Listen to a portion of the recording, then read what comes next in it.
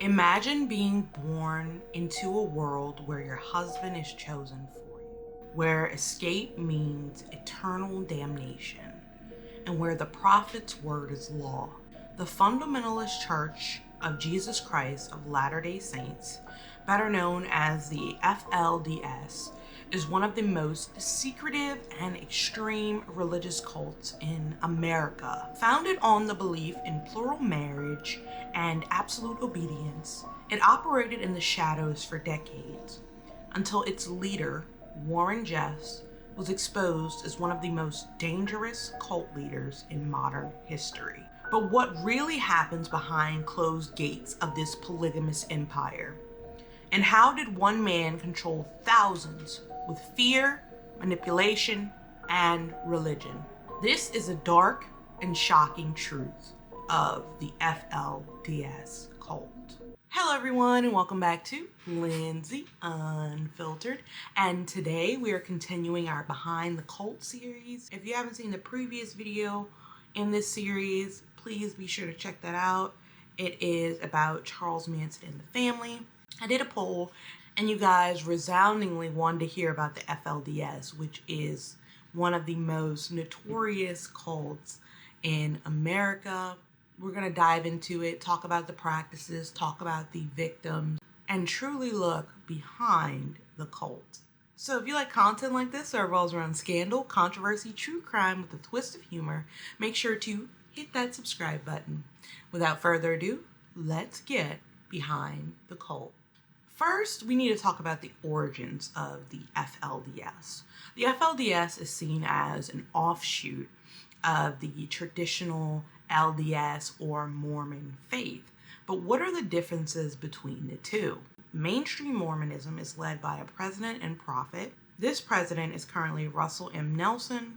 The FLDS sector is led by self-proclaimed prophets, for example, Rulon Jeffs. Polygamy in the mainstream Mormonism church has been banned since 1890, and they will excommunicate members who practice it. The FLDS will openly and freely and happily practice polygamy, which is the practice of having more than one spouse, more than one wife, multiple children from multiple wives. And that is one of the key components to the cult. They believe the more wives you have, the closer to God you are.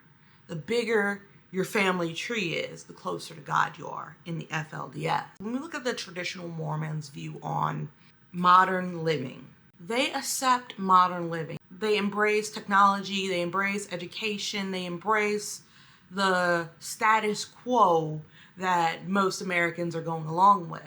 The FLDS, on the other hand, is very isolated. They avoid outside influences and they enforce strict dress codes that they don't want anyone breaking. There are many differences between the two groups, but we're going to touch on one more, and that would be the community. The Mormon religion would be open to converts, a worldwide presence, right?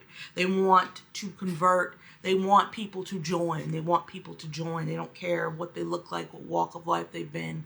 They're just trying to get people into the religion. I can attest to that because I filled out a questionnaire. I didn't look too closely.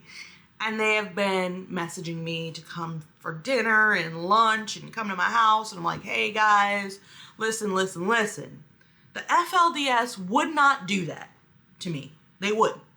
The FLDS is secluded. They're insular. They're highly secretive. You'll see them in Utah, Texas, Arizona. They have their pockets. And when we talk about these cults, guys, I bring this up every time I make a cult video. They're highly isolated in their own little bubble of the world. Now that we understand that traditional Mormonism, LDS, banned Mormonism in 1890, how was the FLDS born? Well, we have to look back to 1920 and a man named Lawrence C. Woodley. In the 1920s, Lawrence C. Woodley said God gave him a secret revelation that he can continue practicing polygamy. even though the LDS banned it, I will continue to practice it. He and his followers believed that the church had fallen off for banning it. His teachings led to something called the Priesthood Council. Now, the Priesthood Council oversaw fundamentalist Mormons who still practice polygamy. Now we need to move on a couple years down the line to a man named John W. Barlow and the Short Creek community. In the 1930s, John W. Barlow and other fundamentalists settled in Short Creek. It is now Hilldale, Utah, to separate from mainstream society and practice this polygamy in secret. Short Creek became the place where they could do their polygamy, and no one would really look at them weird because they were all doing polygamy in this little ranch or compound in Short Creek. Short Creek was seen as Zion, a place where the purest form of Mormonism could be practiced without interference. This settlement in Short Creek remained hidden for years. But then the United States government started cracking down on polygamy.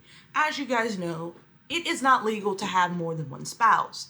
Now, it is legal to have a spouse and a girlfriend, or a spouse and a mistress, but it is not legal to have more than one spouse and operate as such in a legal sense. And the United States government did begin to crack down on this. So fast forward to 1953.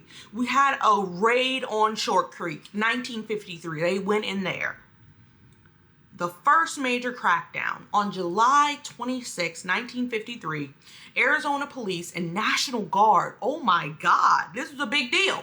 They raided Short Creek and they arrested more than 30 men and 100 women and children for practicing this. My thing is this: how can you arrest the children for practicing it? They can't control what they were born into. This event was national news, but instead of stopping them from living in a polygamist lifestyle, it only strengthened them and made them think that the government was this evil entity trying to stop them from living in their truth, as Jody Hildebrandt would say. I don't know why I bring her into this. I just feel like, hey, why not? Okay. And then we see the rise of a man named Rulon Jeffs. Now, this is more modern FLDS, what we know today. Now, Rulon Jeffs comes to the FLDS in the 1980s and 90s. He takes over the FLDS as we know it and pushed extreme control over the members.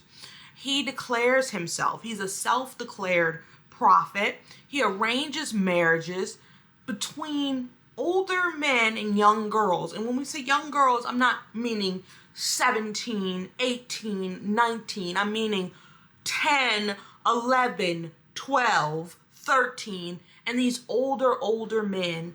And he's arranging these because he's the prophet and he knows and sees all. Under his leadership, the FLDS became more bizarre, bonkers. They banned television. They banned education. They wrote the curriculum that the students were to learn. They wrote the dress code that the women were to live by. They wrote the hair code that the women were to live by. Every aspect of their life was being controlled by the will of Rulon Jeffs and his cronies. These people told their constituents that Rulon Jeffs could not perish. And they believed them. They were that brainwashed to a point where they believed that Rulon Jeffs could not perish. He had many wives. Many. Some of them were young women that were forced to have intercourse with him. They weren't forced, like, get in there and do it, but they knew in their mind from how they'd been raised that this was their duty. He passed away. What happens now? What happens now? What do we do now? The one that you guys said could not perish, the father of all of us, is gone. What do we do? And then comes in a man named Warren Jeffs, Rulon Jeffs' son. He had many sons, don't get me wrong. But Warren Jeffs was one of the most evil. When Rulon Jeffs passed away in 2002, Warren Jeffs took control and turned the FLDS into an ultra-strict theocracy. So if we thought we saw something with Rulon, oh, it's even worse under Warren. He expanded the FLDS settlements beyond Short Creek, isolated communities in Texas, South Dakota, Canada, Mexico. He started to move these people around, and they were still in these isolated pockets. So let's explore Warren Jeffs a little bit more. We all know Warren Jeffs is a son of Rulon Jeffs, so that's how he got into the FLDS. But Warren Jeffs had a huge control problem. He told his followers he was now the prophet, even though they just told them that Rulon was the prophet. So how can that just be magically passed down? I have no idea. But he says that he can speak to God. He's the only one who can speak to God. And they believed him and they put all of their trust into him. One of Warren Jeffs' most disturbing tactics was the massive exile of young men from FLDS communities. These boys that were often teenagers had to leave the community with no money, no support, no job, and their families would dare utter a word to them again because they were no longer part of their community. Why would he exile these young boys? Because the young boys could not, or he did not want these young boys to grow up and be interested in these young women. He had to preserve is the word I'm using here, these young women for older men. So his tactic was, if I get these young boys out of the picture, out of the way, then these young girls have no other option but to marry these men that could be their father or grandfather. Older FLDS men had multiple wives. So you have to eliminate the competition. This is what Warren Jeffs is thinking. He's thinking these men might rebel, these men are competition, so let's just get rid of them. Let's just get rid of the men, the strong young men, and let's just abuse and use and usurp the women for everything that they have. They were kicked out for small infractions, listening to music, wearing short sleeves, or questioning authority. But the real reason holds true. Jeffs just didn't control marriages. He arranged them to strengthen his power. Girls as young as 12 years old were forced to marry men that were decades older than them. There was no choice in this. If you refuse, you're shunned. You can go out on the side of the road with no money, no food, no way of life, and that's it. Imagine what that young 12-year-old girl was thinking. And of course, people did try to run away and people did try to get out. But you know there were roadblocks in place. You know they would restrain them if necessary. It wasn't something that if you walked in or were born in, you could just walk out. Hell no. That's not the game they were playing. If you left, you're leaving with a fight. All of the men were loyal to Jeffs because we have to remember this idea that the more wives you have, the closer to God you are. So if you got out of line with Jeffs, he would take your children, he would take your wife, and give them to another man. He exerted complete control over these people. The men, the women, the children. And at this point, he was their God. But the thing to me is, when we talk about cult leaders, he wasn't really charismatic in my opinion. Rulon was a little bit more charismatic than him. He just gave full-on creep. Full-on creep. There are a lot of charismatic leaders when it comes to this because people are drawn to them. They know how to rope people in. But Warren Jeffs? How did Warren Jeffs control those people? Extreme manipulation. He preached and preached and preached. Sometimes these things were played while they slept. He told them what to wear, how to wear it. He made them spy on each other. If she's doing something wrong, you tell me. You'll be rewarded. So this community that's supposed to be united is really against each other for the attention of the leader. Some people put Jeff's interests before anybody else's, even their own children's interests. So when you have people that were born into this for generations and generations and it's all they know, it's easy for that control to just be handed in your lap. This is what these people have been doing for a century. So the mounting accusations of child abuse got the attention of the police and the FBI. So Rulon Jeffs went on the run, and he used the FLDS money to fund his escape. He traveled across the U.S. with tons of cash, burner phones, disguises, and he was eventually placed on the FBI's most wanted list. This was going on at a massive scale. Alyssa Wall, one of the survivors of the FLDS, was just 14 when she was forced to marry her 19-year-old cousin. She later became a key witness that put Jeffs behind bars. We told you guys about the lost boys, the boys that were exiled. We told you about the women who were forced to bear children, the teens that were forced to bear children, men decades older than them. I can only imagine how many true counts there are of child abuse in the FLDS. In 2008, we reached our first raid. There was a raid on the Learning for Zion Ranch in Eldorado, Texas. What they found inside was even worse than they imagined. They found in that compound over 400 children, dozens of underage girls who were wives, Jeff's personal records detailing child marriages, bloodlines, and his plans to expand the FLDS. The most disturbing discovery was the sacred bed in the temple, where Jeff said he performed illegal ceremonies, sacred ceremonies. I'm not sure what the hell was going on in that compound, but it couldn't have been anything good. Many members, even after this raid, still refuse to believe that the FLDS did anything wrong. Rulon Jeffs was arrested in 2006, and in 2011, he was sentenced to life in jail plus 20 years. He recorded phone calls to reveal that he was still the true leader and or prophet of the FLDS. And despite being behind bars, he still has members who follow him to this day. I think it's important to talk about life after this cult, because after Jeffs was arrested, a lot of people left. A lot of people found out that, hey, we were lied to. What do they do from there? How do they cope from there? How do they move on from there? They probably have survivor's guilt.